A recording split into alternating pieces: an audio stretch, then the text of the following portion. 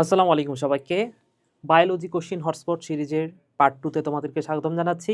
এর আগের পার্টে আমরা তোমাদের বায়োলজি বইয়ের প্রথম অধ্যায়ে যে সকল কোশ্চিন আসতে পারে একদম লাইভে দেখিয়ে দিয়েছি।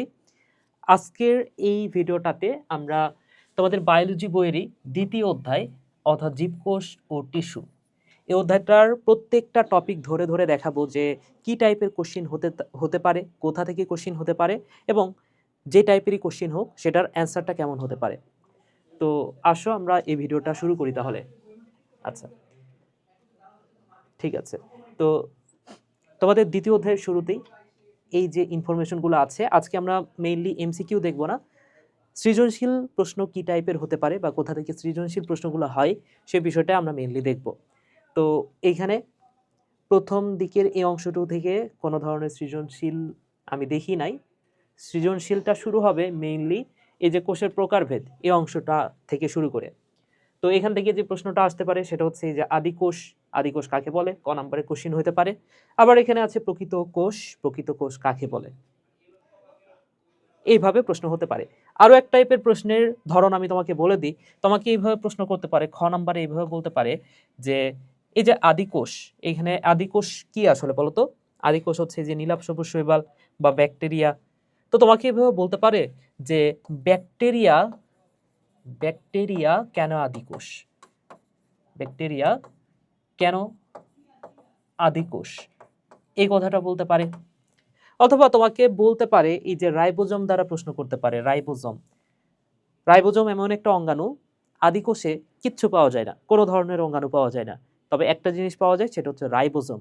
তো রাইবোজোম দিয়ে প্রশ্ন করতে পারে যে রাইবোজোম পাওয়া যায় এমন অঙ্গাণুর কোষ সম্পর্কে বলতে পারে, বা রাইবোজোম পাওয়া যায় এমন অঙ্গাণুকে কেন আদিকোষ বলা হয়, এটাও তোমাকে বলতে পারে। আচ্ছা, তাহলে এখান থেকে ক অথবা খ নাম্বার, মানে ক অথবা খ এই রিলেটেড কোশ্চিন আসতে পারে। আসো আমরা আর একটু সামনের দিকে যাই।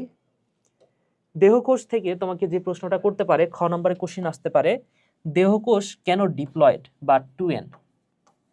কেন ডিপ্লয়েড? কারণ দেহকোষ মাইটোসিস পদ্ধতিতে বিভাজিত হয়। তো দেহকোষ তো হ্যাপ্লয়েডও হতে পারে, তাই না? তবে এখানে ডিপ্লয়েড যে দেহকোষ সেটার কথাই বলা আছে। সো ডিপ্লয়েড দেহকোষ মাইটোসিস পদ্ধতিতে বিভাজিত হয়, এই কারণে দেহকোষ ডিপ্লয়েড হয়। কিন্তু জনন কোষ কেন হ্যাপ্লয়েড হয়, এই কোশ্চিনটাও তোমাকে করতে পারে খ নম্বরে। কারণ জনন কোষ উৎপন্ন হয় মিওসিস বিভাজনের ফলে, আর আমরা জানি মিওসিস বিভাজনের ফলে 2n বা ডিপ্লয়েড থেকে n হয়, হ্যাপ্লয়েড সংখ্যক ক্রোমোজোম বিশিষ্ট কোষ হয়। সো এই কারণে জনন কোষ হ্যাপ্লয়েড। আচ্ছা, এরপরে কি টাইপের কোশ্চিন হতে পারে দেখো, তোমাদের বইয়ে উদ্ভিদ কোষ এবং প্রাণী কোষের যে চিত্রটা আছে এই চিত্রটা থেকে কোশ্চিন হইতে পারে। তোমাকে অবশ্যই চিত্রটা আঁকাইতে দিবে না, কারণ এগুলো ছোটবেলাতে দিত, ছোটবেলাতে বলতো যে উদ্ভিদ কোষের চিত্র আঁকাও, প্রাণী কোষের চিত্র আঁকাও। তোমাকে যেটা দিবে উদ্ভিদ এবং প্রাণী কোষের মধ্যে পার্থক্যটা আসলে কোথায়, বা উদ্ভিদ কোষে আছে কিন্তু প্রাণী কোষে নাই, এবং প্রাণী কোষে আছে উদ্ভিদ কোষে নাই, এমন অঙ্গাণুগুলার নাম লিখতে বলতে পারে। যেমন আমি কয়েকটা এখানে এখানে আমি লিখে রাখছি, দেখো এখানে কয়েকটা লেখা আছে। যেমন উদ্ভিদ কোষে কি আছে, বড় কোষ গহ্বর আছে। প্রাণী কোষে কিন্তু কোষ গহ্বর থাকলেও সেটা ছোট হয়। উদ্ভিদ কোষে কি আছে, উদ্ভিদ কোষে যে কোষ প্রাচীর আছে। এছাড়াও উদ্ভিদ কোষে আর কি আছে, ক্লোরোপ্লাস্ট আছে। উদ্ভিদ কোষে ক্লোরোপ্লাস্ট আছে, যেগুলো প্রাণী কোষে নাই। আবার প্রাণী কোষে কি আছে দেখো, এই বইয়ে এই চিত্রে সবকিছু দেখানো নাই, বা দেখালেও লেখাটা বোঝা যাচ্ছে না। যেমন এখানে সেন্ট্রোজোম, এই সেন্ট্রোজোমটা কিন্তু প্রাণী কোষের বৈশিষ্ট্য, উদ্ভিদ কোষে এটা থাকে না। আবার এই যে মাইক্রোভিলাই, এটা কিন্তু প্রাণী কোষের বৈশিষ্ট্য। ছোট কোষ গহ্বর, এই যে ছোট কোষ গহ্বর হচ্ছে প্রাণী কোষের বৈশিষ্ট্য। তাহলে উদ্ভিদ কোষ ও প্রাণী কোষের মধ্যে পার্থক্য কি, এই যে লিখে দিলাম, অঙ্গাণুগুলা লিখে দিলাম, কোথায় কোথায় পার্থক্য আছে আসলে। আসো আমরা আরেকটু সামনের দিকে যাই। কোষ প্রাচীর, তো এই কোষ প্রাচীর থেকে অনেক বেশি কোশ্চিন হয়। তুমি যখন এইচএসসি লাইফে যাবা সেখানেও গিয়ে দেখবা কোষ প্রাচীর এবং কোষ ঝিল্লি এই দুটা টপিক থেকে অনেক বেশি হিউজ লেভেলের কোশ্চিন হচ্ছে।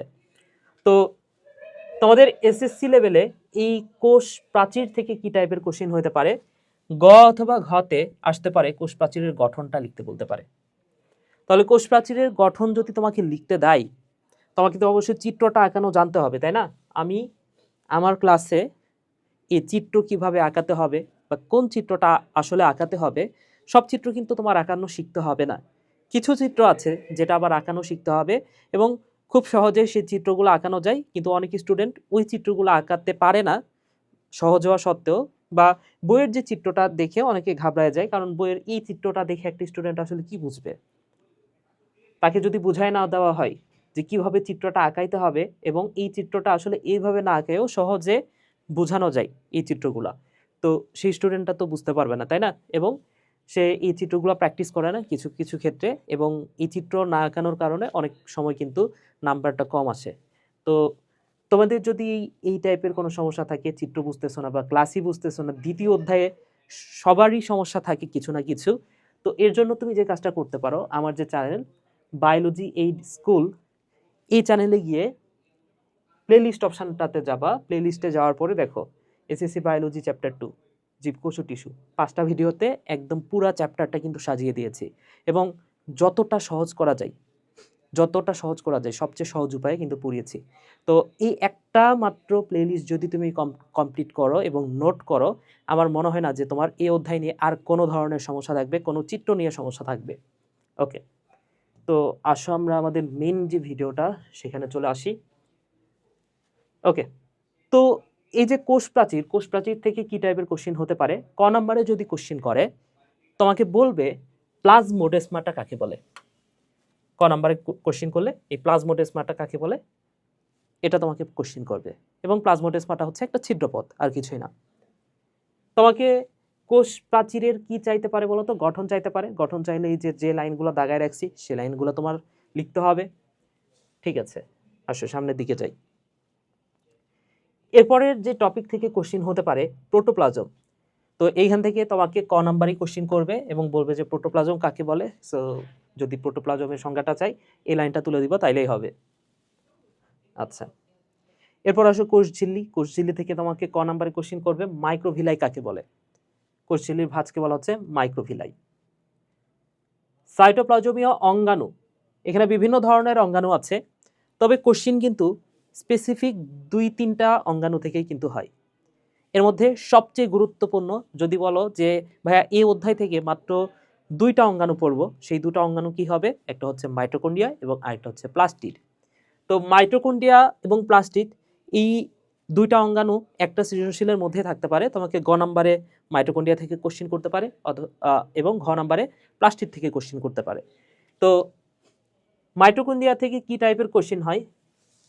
মাইটোকন্ড্রিয়ার গ অথবা ঘতে যদি কোশ্চিন করে সেই ক্ষেত্রে মাইটোকন্ড্রিয়ার গঠন জানতে চাইবে, মাইটোকন্ড্রিয়ার গুরুত্বটা কি গুরুত্ব জানতে চাইবে, এবং আমরা জানি যে মাইটোকন্ড্রিয়াকে পাওয়ার হাউস বলা হয় বা শক্তিঘর বলা হয়। এই শক্তি উৎপাদনে মাইটোকন্ড্রিয়ার ভূমিকাটা আসলে কি সেটা তোমার কাছ থেকে জানতে চাইতে পারে। ওকে, সো এই 3 টাইপের কোশ্চিন হতে পারে মাইটোকন্ড্রিয়া থেকে। আরো কিছু বলা আছে দেখো, এই যে মাইটোকন্ড্রিয়ার ঘ নম্বরে যে কোশ্চেনটা হতে পারে যে মাইটোকন্ড্রিয়া এবং প্লাস্টিড কিভাবে শক্তি সরবরাহ করে। আমরা জানি যে মাইটোকন্ড্রিয়া এবং প্লাস্টিড 2টা অঙ্গাণু কিন্তু শক্তি উৎপাদনের সাথে জড়িত, তাই না? সো মাইটোকন্ড্রিয়া কিভাবে শক্তি উৎপাদনে সাহায্য করে। আবার দেখো প্লাস্টিড, এটা চতুর্থ অধ্যায়ে গেলে অনেকটা ক্লিয়ার হয়ে যাবে। প্লাস্টিড কি করে বলতো? সূর্যের আলোর যে শক্তি সেই শক্তিটা রাসায়নিক শক্তিতে পরিণত করে। তাহলে দেখো সূর্যের আলোর শক্তিটাকে রাসায়নিক শক্তিতে পরিণত করতেছে কে? প্লাস্টিড, তাই না? সো মাইটোকন্ড্রিয়া এবং প্লাস্টিড কিভাবে শক্তি সরবরাহ করে, এই কোশ্চেনটা কিন্তু তোমার ঘ নম্বরে দিতে পারে। আবার এখানে ঘ নম্বরে আরো এক ধরনের কোশ্চেন হতে পারে, তোমাকে বলতে পারে যে অনুপস্থিতি, এই যে মাইটোকন্ড্রিয়ার যে অনুপস্থিতি, এখানে অনুপস্থিতি বলতে মাইটোকন্ড্রিয়ার কথা বোঝানো হয়েছে। মাইটোকন্ড্রিয়ার অনুপস্থিতি কিভাবে বিপর্যয় ফেলে। তো মাইটোকন্ড্রিয়া যদি আমাদের দেহে না থাকতো, সবাত শ্বসনের যে 38টা এটিপি বা সবাত শ্বসনের যে শেষ 3টা ধাপ এসিটাইল কোয়ের সৃষ্টি, ক্রেবস চক্র, ইটিএস, এই ধাপগুলো কিন্তু হতে পারতো না, তাই না? আর এই ধাপগুলো যদি না হয়, ম্যাক্সিমাম এটিপি কিন্তু এই 3টা ধাপ, শেষের 3টা ধাপ থেকে আসে, বা শেষের ইটিএস থেকে তো এটিপি তৈরি হয়, এনএডিপিএস এগুলো থেকে এটিপি তৈরি হয়, তাই না? তো শেষের ধাপটা যদি বাদ দাও, অন্যান্য ধাপগুলা কিন্তু আরো বেশি গুরুত্বপূর্ণ। ঠিক আছে? সো মাইটোকন্ড্রিয়া অনুপস্থিতি কিভাবে বিপর্যয় ফেলে? মাইটোকন্ড্রিয়া যদি না থাকে আমাদের দেহে শক্তি তৈরি হবে না, আর শক্তি যদি তৈরি না হয় আমরা কিন্তু বেঁচে থাকবো না, তাই না? ঠিক আছে, এরপরে এই মাইটোকন্ড্রিয়ার চিত্রটা তোমার শিখতে হবে, খুব ইজি চিত্র। মাইটোকন্ড্রিয়া থেকে কোশ্চেন করলে চিত্রটা দেওয়ার চেষ্টা করবা, কারণ চিত্রটা আঁকাইতে খুব বেশি সময় লাগে না, মাত্র সর্বোচ্চ গেলে 30 সেকেন্ডের মতো সময় লাগে তোমার যদি প্র্যাকটিস থাকে আগে থেকেই। ওকে, আচ্ছা, এখানে মাইটোকন্ড্রিয়ার আরেকটা ছোট্ট বিষয় তোমাকে দেখাই দিই। মাইটোকন্ড্রিয়া এটা কিন্তু দ্বিস্তরী। এই যে এটা হচ্ছে বাইরের আবরণ, এটা কিন্তু ভেতরের আবরণ। ওকে, আচ্ছা, এরপরে দেখো প্লাস্টিড থেকে প্লাস্টিডের গঠন দিতে পারে, প্লাস্টিডের গঠন চিত্রটা আঁকাইতে বলতে পারে, থাইলাকয়েড, গ্রানাম, এই জিনিসগুলো কি এগুলো ভালো মতো বুঝাইতে হবে সেই ক্ষেত্রে তোমার। দেন প্লাস্টিডের গুরুত্ব থেকে প্রশ্ন হইতে পারে, তোমাকে বলবে যে প্লাস্টিডের গুরুত্ব কি। সো প্লাস্টিডের গুরুত্ব হচ্ছে বিভিন্ন গুরুত্ব আছে। উদ্ভিদকে বর্ণময় করা, এটা একটা প্লাস্টিডের গুরুত্ব। উদ্ভিদের দেহে খাদ্য সঞ্চয় করা, সেখানেও প্লাস্টিড গুরুত্বপূর্ণ ভূমিকা পালন করে। এবং খাদ্য তৈরি করা, সেই জায়গাটাতেও প্লাস্টিড গুরুত্বপূর্ণ ভূমিকা পালন করে। তো গুরুত্ব চাইলে আশা করি এই প্রশ্নের অ্যান্সারটা অনেক ইজিলি তোমরা অ্যান্সার করতে পারবা। আচ্ছা, দেন ঘতে আরেক টাইপের কোশ্চেন হতে পারে, তোমাকে বলতে পারে খাদ্য সঞ্চয় বর্ণময় ও আকর্ষণীয় করতে প্লাস্টিডের ভূমিকা কি। সো খাদ্য সঞ্চয় করতে কোনটা লাগে? লিউকোপ্লাস্ট লাগে। উদ্ভিদকে বর্ণময় ও আকর্ষণীয় করতে কোন প্লাস্টিডটা লাগে বলো তো? ক্রোমোপ্লাস্ট, তাই না? সো এই খাদ্য সঞ্চয় এবং বর্ণময় ও আকর্ষণীয় করতে প্লাস্টিডের ভূমিকা কিন্তু আছে, তাই না? ওকে, এছাড়াও ক্লোরোপ্লাস্ট কিন্তু উদ্ভিদকে সবুজ করতেছে, তাই না? ওকে, তো সবুজ করতেও প্লাস্টিডই আসলে দরকার হচ্ছে। এই টাইপের কোশ্চিন হবে এখান থেকে। এই চিত্রটা তোমার খুব ভালো মতো জানতে হবে, চিত্রটা আঁকাতে হবে যদি চিত্র আসে। ক্রোমোপ্লাস্ট থেকে তোমাকে এক টাইপের কোশ্চিন করতে পারে, তোমাকে বলতে পারে যে ফুল কেন লাল হয়? কারণ ক্রোমোপ্লাস্ট, ক্রোম কথাটার অর্থ হচ্ছে রং, তাহলে রঙিন যে প্লাস্টিক সেটা হচ্ছে ক্রোমোপ্লাস্ট। কেন রঙিন? ক্রোমোপ্লাস্ট কেন রঙিন? কারণ এখানে বিভিন্ন ধরনের রঞ্জক পদার্থ আছে, যেমন ক্যারোটিন আছে, জ্যান্থোফিল আছে, ফাইকোইরিথ্রিন আছে, ফাইকোসায়ানিন আছে। তো ফুল কেন লাল হয়? কারণ এর ভেতরে এই লাল ফুলের ভেতরে ফাইকো এরিথ্রিন নামক যে রঞ্জক পদার্থ সেটা থাকে। তোমাকে যদি এখানে বলতো ফুল কেন নীল হয়? কারণ ফাইকোসায়ানিন। ফুল কেন হলুদ হয়? কারণ জ্যান্থোফিল। সো এই কথাগুলো মাথায় রাখতে হবে, ঠিক আছে ভাইয়া? ওকে, এরপরে দেখো তোমাকে আরো একটা প্রশ্ন করতে পারে, এবং এই প্রশ্নটা করলে অনেকে ঘাবড়ায় যেতে পারো। তোমাকে বলতে পারে যে রূপান্তরিত প্লাস্টিড কি? খ নাম্বারে কোশ্চিন করবে রূপান্তরিত প্লাস্টিড কি। তো অনেক সময় তোমরা বুঝতে পারো না যে রূপান্তরিত এটা দ্বারা আবার কি বোঝাচ্ছে। তো রূপান্তরিত হচ্ছে সূর্যের আলোর উপস্থিতিতে লিউকোপ্লাস্টের কালার কি বলতো? সাদা, তাই না? কিন্তু সূর্যের আলো যদি লিউকোপ্লাস্ট পেয়ে যায় সেই ক্ষেত্রে লিউকোপ্লাস্ট ক্লোরোপ্লাস্টে পরিণত হয়। আবার যদি সূর্যের আলোটা বাদ দিয়ে দেওয়া হয়, যেমন তুমি যদি কোনো একটা ঘাসের উপরে পাথর চাপা দিয়ে রাখো, কিছুদিন পরে গিয়ে দেখবা যে ওই ঘাস সবুজ আর নাই, ওই ঘাস হয়ে গেছে সাদা। তার মানে কি? এই লিউকোপ্লাস্টটা ক্লোরোপ্লাস্ট হতে পারে, আবার ক্লোরোপ্লাস্টটা লিউকোপ্লাস্ট হতে পারে। এই বিষয়টাকে বলা হয় রূপান্তর। সো এই লিউকোপ্লাস্টকে আমরা বলতে পারি রূপান্তরিত প্লাস্টিড, কারণ এটা সবুজ থেকে সাদা হতে পারে। ঠিক আছে, সামনের দিকে আগাই ভাইয়ারা, সামনের দিকে আগাই। কি বলা আছে, কোথা থেকে কোশ্চিন হয়েছে দেখো। লাইসোজোম থেকে কোশ্চিন হয়েছে। দেখো আমি কোষ গহ্বর বা এন্ডোপ্লাজমিক রেটিকুলাম বা গোলজি বডি এগুলো থেকে কিন্তু কোশ্চিন আসলে পাই নাই। তো পাই নাই বলে যে কোশ্চিন হবেই না কখনো এমনটা না। তবে আমি যেগুলো দেখাচ্ছি এগুলো থেকে অনেক বেশি পরিমাণ কোশ্চিন হয়, অনেক বেশি। এবং তোমার ক্ষেত্রেও এইখান থেকে কোশ্চিন আসার সম্ভাবনা কিন্তু 90%। ওকে, আচ্ছা, এরপরে দেখো লাইসোজোম। তো ক নাম্বারে কোশ্চিন করবে যে লাইসোজোম কি। লাইসোজোম হচ্ছে লিপিড আবরণ দ্বারা আবৃত কোষের একটা অঙ্গাণু, যা জীবকোষকে জীবাণুর হাত থেকে রক্ষা করে। এভাবে তোমার লিখতে হবে। খ নম্বরে বলছে কোন অঙ্গাণু অন্য অঙ্গাণুর জন্য বিপজ্জনক। তো তোমাদের বইয়ে এর অ্যান্সারটা দেয়া আছে, দেখো তোমাদের বইয়ে লেখা আছে যে দেহে অক্সিজেনের অভাব হলে বা বিভিন্ন কারণে লাইসোজোমের পর্দা যদি ক্ষতিগ্রস্ত হয়, তখন আশেপাশের অঙ্গাণুগুলাকে এই লাইসোজোমটা খেয়ে ফেলে বা নষ্ট করে ফেলে। কখনো কখনো পুরা কোষটি এই কারণে মারা যাইতে পারে। বুঝতে পারছো? তার মানে কি, এই যে আশেপাশের অঙ্গাণুর জন্য ক্ষতিকর বা বিপজ্জনক আসলে কে? লাইসোজোম অন্যান্য অঙ্গাণুর জন্য বিপজ্জনক, বা কোষের জন্য অনেক সময় বিপজ্জনক হয়ে যায়। এই কারণে এই লাইসোজোমকে বলা হয় আত্মঘাতী থলিকা। এই কথাটা তোমাদের বইয়ে লেখা নাই, তবে তুমি যদি লিখে অ্যাড করে দাও স্যার কিন্তু খুশি হবে এবং বুঝবে যে তুমি আসলে ভালো পারো। সো লাইসোজোমকে কি বলা হয়? আত্মঘাতী থলিকা। আত্মঘাতী থলিকা। ঠিক আছে, আমরা আর একটু সামনের দিকে আগাতে পারি। কোষ কঙ্কাল থেকে কোশ্চিন হয়েছে, বলতে পারে কোষ কঙ্কাল বলতে কি বোঝায়। তো কোষের ভেতরে আমরা যদি ঢুকি, প্রথমেই যে জিনিসটা আমাদের চোখে পড়বে কোষের ভেতরে সেটা হচ্ছে কোষ কঙ্কাল। কোষ কঙ্কাল কি? এটা হচ্ছে তন্তুময় কিছু উপাদান থাকে কোষের ভেতরে। এই যে দেখো, লম্বা মোটা চিকন মিলিয়ে অসংখ্য দড়ির নাই বস্তু কোষের চারদিকে জালের মতো ছড়িয়ে রয়েছে। অ্যাক্টিন, মায়োসিন, টিউবিলিন ইত্যাদি প্রোটিন দিয়ে কোষ কঙ্কালের বিভিন্ন তন্তু নির্মিত হয়। মাইক্রোটিবিউল, মাইক্রোফিলামেন্ট এবং ইন্টারমিডিয়েট ফিলামেন্ট এ ধরনের তন্তুর উদাহরণ। তাহলে এই যে অ্যাক্টিন, মায়োসিন এবং টিউবিলিন দ্বারা এই তন্তুগুলা তৈরি। মাইক্রোটিবিউল, মাইক্রোফিলামেন্ট, ইন্টারমিডিয়েট ফিলামেন্ট এই তন্তুগুলা কিন্তু তৈরি হয়। ওকে, সো কোষ কঙ্কাল থেকে খ নম্বরে কোশ্চিন হতে পারে। খ নম্বরে তোমাকে বলতে পারে কোষ কঙ্কাল বলতে কি বোঝায়। এরপরে দেখো ভাইয়া, রাইবোজোম থেকে তোমাকে বলবে রাইবোজোম কি। সো রাইবোজোম আসলে কি বলতো? রাইবোজোম হচ্ছে কোষের একটা অঙ্গাণু, যে অঙ্গাণুটা ঝিল্লিবিহীন বা পর্দাবিহীন। এই অঙ্গাণুটার কাজ হচ্ছে প্রোটিন সংশ্লেষণে সাহায্য করা। তাহলে ঝিল্লিবিহীন যে অঙ্গাণু প্রোটিন সংশ্লেষণে সাহায্য করে সেটাকে বলা হচ্ছে রাইবোজোম। সিম্পল। ওকে, এবং এই রাইবোজোমই একমাত্র অঙ্গাণু যে অঙ্গাণুটা সব জায়গাতে পাওয়া যায়।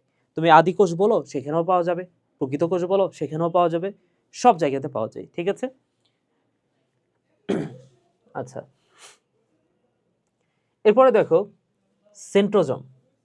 সেন্ট্রোজোম থেকে গ নাম্বারে কোশ্চিন হতে পারে, কারণ সেন্ট্রোজোমের চিত্রটা তোমাদের বইয়ে দেয়া আছে, সাথে সেন্ট্রোজোমের গঠনটা তোমাদের বইয়ে খুব সুন্দর মতোই লেখা আছে। তো সেন্ট্রোজোমের গঠন বৈশিষ্ট্য তোমার কাছে চাইতে পারে, এবং যদি চাই সেই ক্ষেত্রে তোমার এই কথাগুলো উল্লেখ করতে হবে। ঠিক আছে, এখানে লেখা আছে, এই কথাগুলো তোমার উল্লেখ করতে হবে। আচ্ছা, সামনের দিকে যাই। নিউক্লিয়াস থেকে প্রচুর প্রচুর কোশ্চিন হয়। নিউক্লিয়াস এবং ক্রোমোজোম থেকে প্রচুর পরিমাণ কোশ্চিন হয়। এবং নিউক্লিয়াস থেকে যদি কোশ্চিন হয়, কি টাইপের কোশ্চিন হবে দেখো, তোমাকে বলবে যে নিউক্লিয়াসের গঠনটা দেখাও। নিউক্লিয়াসের গঠনটা দেখাও। সো নিউক্লিয়াসের একটা চিত্র আঁকাবা। নিউক্লিয়াসের চিত্র এই অধ্যায়ের সবচেয়ে সহজ চিত্রগুলোর মধ্যে একটা। দেখতে অনেকটা জটিল মনে হচ্ছে, কিন্তু আসলে সোজা। তোমার জাস্ট একটা গোল দিতে হবে, মাঝে মাঝে একটু করে ছিদ্রও রাখতে হবে। হ্যাঁ, বা তুমি হচ্ছে এইভাবে না আঁকায় সিম্পলি এইখানে যেভাবে দেয়া আছে এইভাবে তুমি আঁকাইতে পারো। মানে অবশ্যই একটু সুন্দর করে আঁকাবা, আমি এত সুন্দর করে আঁকাচ্ছি না। ওকে, সো এই যে এখানে মাঝে মাঝে একটু করে ছিদ্র রাখা আছে, একটু করে ছিদ্র রাখা আছে, এবং এখানে একটা গোল্লা দিবা, যে গোল্লাটা হচ্ছে নিউক্লিওলাস, এবং এর ভেতরে কি আছে বলতো? ক্রোমাটিন জালিকা আছে। এর ভেতরে আছে ক্রোমাটিন জালিকা। শেষ। সো এই হচ্ছে একটা নিউক্লিয়াস। আচ্ছা, তো এইখান থেকে যে কোশ্চিনটা তোমাকে করবে, বলা আছে দেখো, কোষ দেহের ক্রিয়া বিক্রিয়া নিয়ন্ত্রণকারী অঙ্গাণু বলা হয় কেন?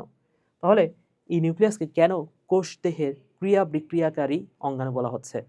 কারণ দেহের যত ধরনের ক্রিয়া বিক্রিয়া হয় সবকিছু নিয়ন্ত্রণ করে কিন্তু এই নিউক্লিয়াস, তাই না?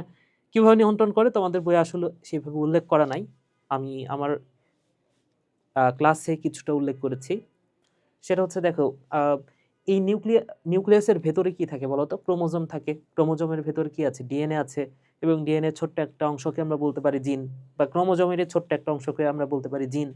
তাহলে আমার দেহের বৈশিষ্ট্য কেমন হবে, আমার স্বভাব কেমন হবে, আমার চুলের রং কেমন হবে, সবকিছু নিয়ন্ত্রণ করে কে? সবকিছু নিয়ন্ত্রণ করতেছে জিন, তাই না? সো জিন দ্বারা আমাদের দেহের যত বৈশিষ্ট্য, আমাদের দেহ পুরাটা কি দ্বারা তৈরি জানো? আমাদের দেহে পুরাটা তৈরি হয় প্রোটিন দ্বারা। কি দ্বারা বলতো? আমাদের দেহ পুরাটা তৈরি হয় প্রোটিন দ্বারা। আমাদের আমাদের দেহে এই প্রোটিনকে বলা হয় জীবনের ভাষা। প্রোটিন যদি না থাকতো আমাদের দেহে আমাদের জীবনটা প্রকাশ পাইতো না। বুঝতে পারছো? তো এই প্রোটিনটা তৈরিতেও কিন্তু এই জিনেরই ভূমিকা আছে, বা ডিএনএ থেকে আসলে কিন্তু প্রোটিন তৈরির যে বিষয়গুলা সেটা স্টার্ট হয়। তাহলে ক্রোমোজোম যদি না থাকতো সেক্ষেত্রে আমাদের দেহে প্রোটিন তৈরি হতো না, বা আমাদের দেহের যত বৈশিষ্ট্য কোনো কিছু প্রকাশিত হইতো না, তাই না? তো আমাদের দেহে যত ক্রিয়া বিক্রিয়া আছে সব কিছুর সাথে এই নিউক্লিয়াস নামক এই অঙ্গাণুটা জড়িত, ঠিক আছে? এ কারণে কোষ দেহে ক্রিয়া বিক্রিয়া নিয়ন্ত্রণকারী অঙ্গাণুটা হচ্ছে নিউক্লিয়াস। এবং নিউক্লিয়াস থেকে যেটা তোমাকে কোশ্চিন করবে সেটা হচ্ছে নিউক্লিয়াসের গঠন, সেটা তো আমি বলছি। এই নিউক্লিয়াসের গঠনটা তোমার আঁকাইতে হবে। এরপরে তোমার কোশ্চিন করবে এই ক্রোমাটিন জালিকা থেকে। সো ক্রোমাটিন জালিকার এখানে একটা চিত্র আছে, দেখো। সো এই ক্রোমাটিন জালিকার ভেতর কি আছে? সেন্ট্রোমিয়ার আছে, বাহু আছে, ক্রোমাটিড আছে, আরো অনেক কিছু আছে যেগুলো আমি ক্লাসে উল্লেখ করছি। তো এই গঠনটা আসলে তোমাকে চিত্রসহ আঁকাইতে বলবে। তো চিত্রসহ গঠনটা আঁকানো শিখতে হবে। আচ্ছা, আমরা আরো সামনের দিকে যাই, সরল টিস্যুতে চলে আসি। সরল টিস্যু কাকে বলে? সরল টিস্যু মানে হচ্ছে, দেখো, যে স্থায়ী টিস্যু প্রতিটি কোষ আকার আকৃতি গঠনের দিক থেকে অভিন্ন বা একই রকম, সেটা হচ্ছে সরল টিস্যু।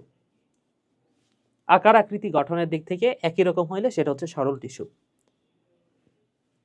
তাহলে প্যারেনকাইমাকে কেন সরল টিস্যু বলা হচ্ছে?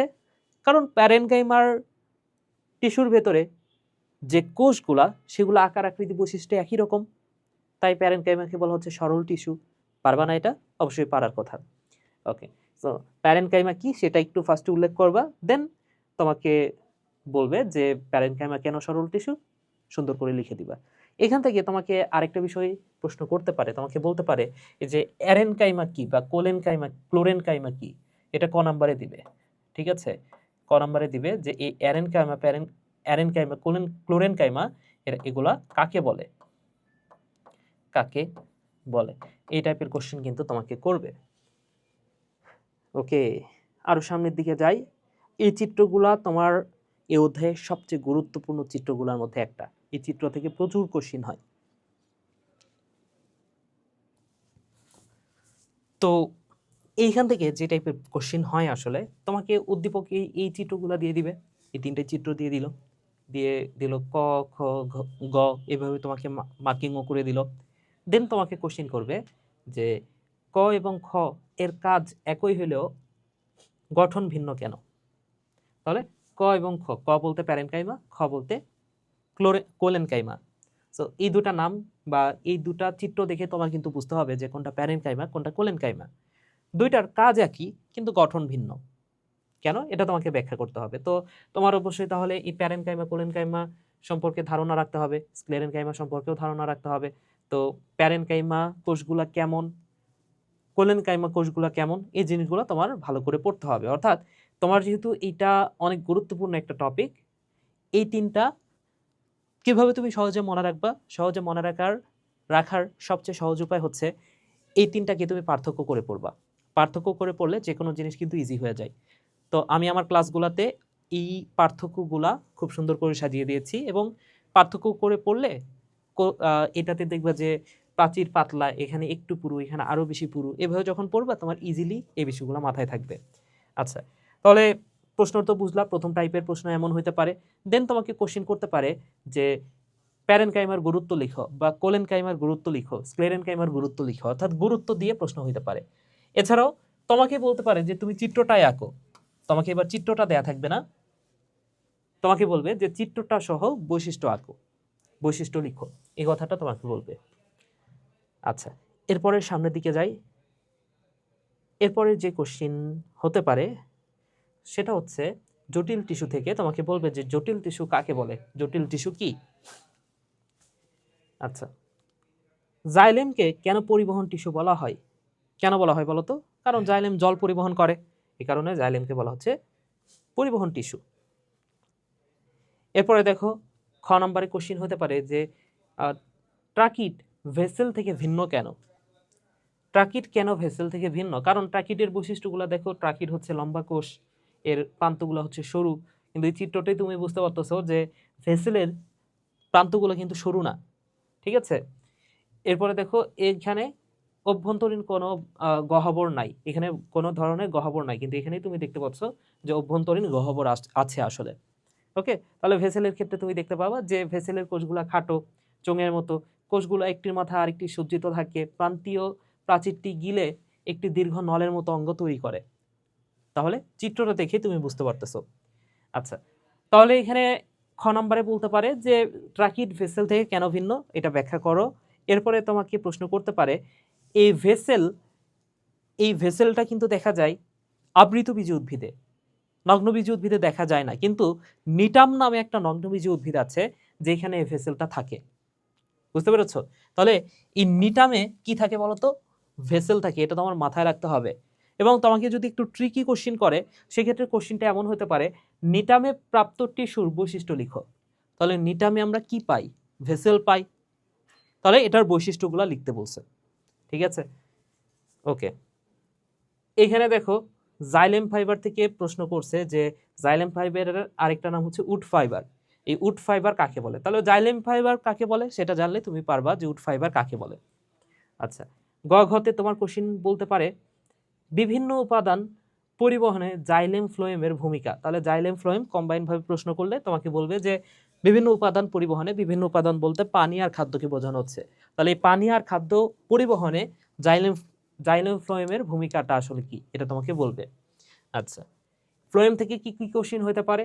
গ এবং ঘতে তোমাকে যদি কোশ্চিনটা একটু কঠিন করতে চাই বা একটু ট্রিকি করতে চাই, এবং স্যার যদি চায় যে তোমরা যাতে না পারো কোশ্চিনগুলো, তোমাকে এই টাইপের কোশ্চিন করতে পারে শারীরবৃত্তীয় ও অর্থনৈতিক উভয় দিক থেকেই এই ফ্লোয়েমটা গুরুত্বপূর্ণ কেন? তো শারীরবৃত্তীয় বিষয়টা হয়তো বা বুঝতে পারতেছো, শারীরবৃত্তীয়ভাবে কেন ফ্লোয়েমটা গুরুত্বপূর্ণ। এর কারণ হচ্ছে ফ্লোয়েমের মাধ্যমে খাদ্য পরিবহন হচ্ছে। সো পাতায় প্রস্তুতকৃত যে খাদ্য সেটা কিন্তু সারা দেহে পরিবহন করতেছে এই ফ্লোয়েম। সো শারীরবৃত্তীয় যে কাজ, খাদ্য পরিবহনে সাহায্য করতেছে এটা, কিন্তু অর্থনৈতিক দিক থেকে এটার আবার গুরুত্ব কি?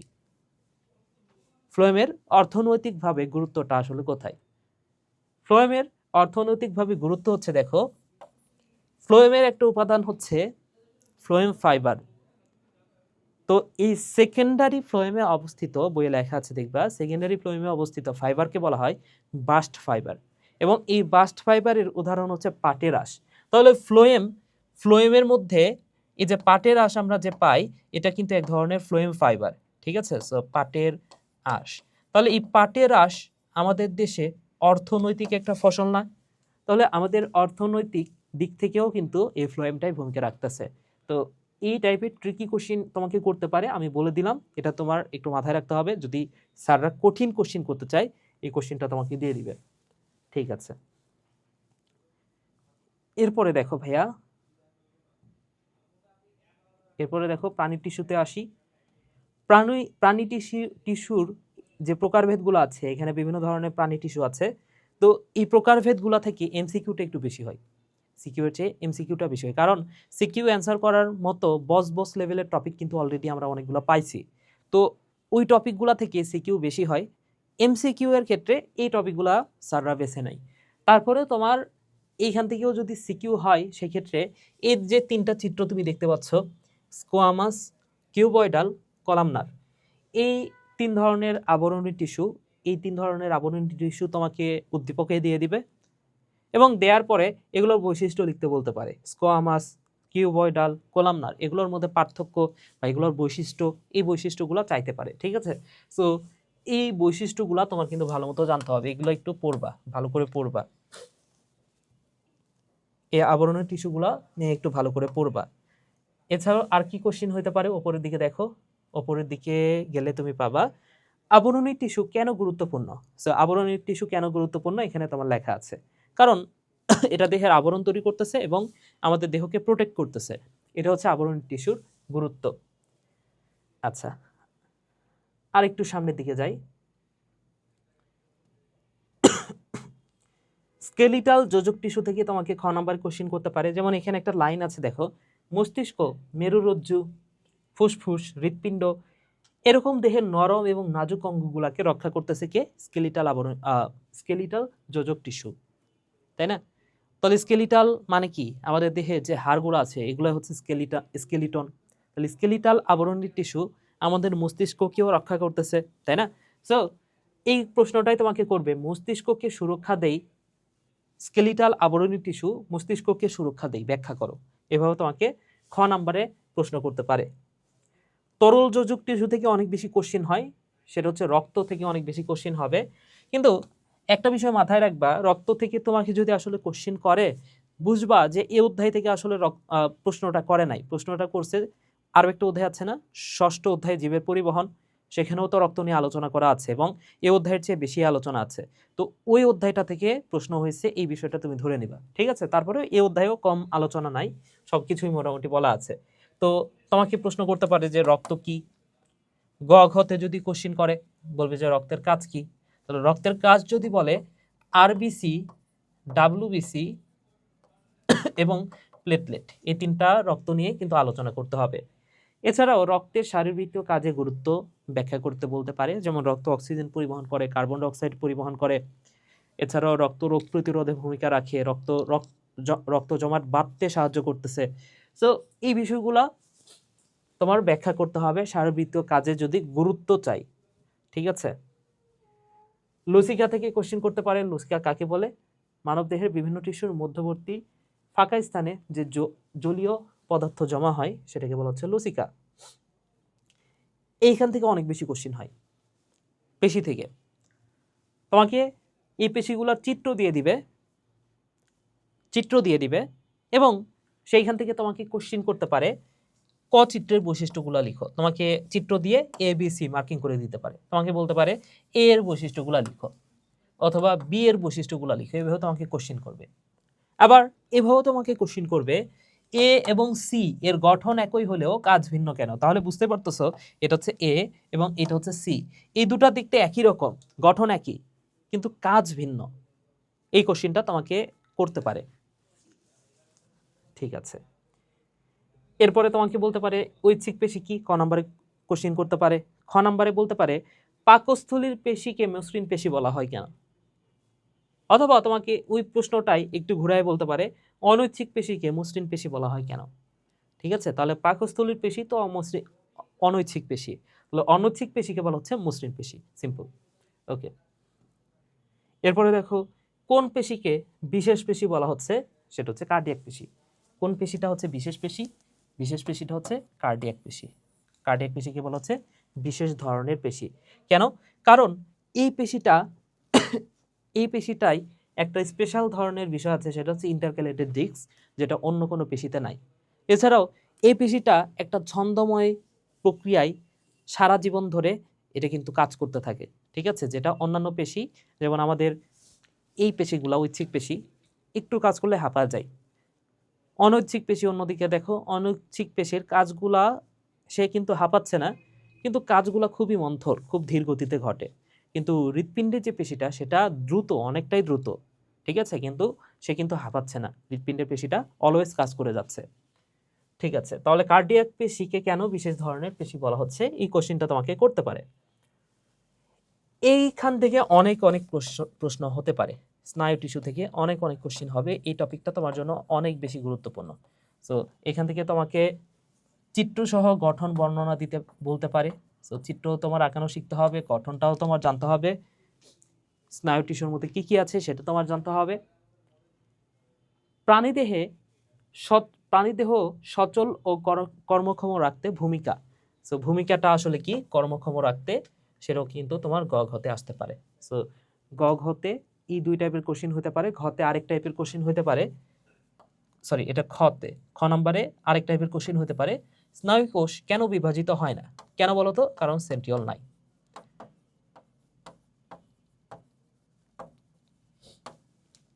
ওকে, সো খ নম্বরে এই কোশ্চেনটা হতে পারে। তো এই টপিকটা অনেক বেশি গুরুত্বপূর্ণ, এখান থেকে অনেক কোশ্চেন হয়। আচ্ছা, আমরা একদম শেষে চলে আসছি। দেখো তোমাকে অঙ্গ থেকে কোশ্চেন করতে পারে, অঙ্গ কাকে বলে? তন্ত্র থেকে খ নম্বরে কোশ্চেন করতে পারে যে অঙ্গ থেকে আসলে তন্ত্র গঠিত হয়, ব্যাখ্যা করো। তো আমরা জানি রক্ত সংবহন তন্ত্র অনেকগুলো অঙ্গ দ্বারা গঠিত, যেমন হৃৎপিণ্ড, ধমনী, শিরা, এগুলো দ্বারা গঠিত, ঠিক আছে? তাহলে এরপরে আর মনে হয় না কোনো জায়গা থেকে কোশ্চিন করে। ওকে, আর কোথাও থেকে কোশ্চিন করে না। শেষের তোমাদের অনেকের প্রশ্ন হচ্ছে যে ভাইয়া অনুবীক্ষণ যন্ত্র থেকে কোশ্চিন হয় কিনা? না, এখান থেকেও কোনো কোশ্চিন হয় না ভাইয়া। ঠিক আছে, তবে সবকিছুই একবার করে রিডিং দিয়ে রাখতে হবে, সবকিছুই তোমার পড়তে হবে। সিকিউ না হইলেও কিন্তু এমসিকিউ আসতে পারে বিভিন্ন জায়গা থেকে। ওকে, তাহলে আজকে আমাদের দ্বিতীয় অধ্যায়টা শেষ হইলো। এরপরে আমরা ধারাবাহিকভাবে আরও যে অধ্যায়গুলা, সেই অধ্যায়গুলো দেখব। তোমাদের যদি এভাবে আরও সবগুলো অধ্যায়ের ভিডিও চাও, সেক্ষেত্রে কিন্তু তোমরা কমেন্টে আমাকে জানাইতে পারো। আর এই ভিডিওগুলা আশা করি যাদের বায়োলজি বুঝতে অনেক সমস্যা হইতো বা বুঝতে পারতা না যে বায়োলজির কোশ্চিন কোথা থেকে করতেছে, তাদের জন্য অনেক বেশি বেনিফিশিয়াল হবে। তো এই ভিডিওটা এখানে শেষ করছি। সবাই ভালো থাকো, সুস্থ থাকো, টাটা।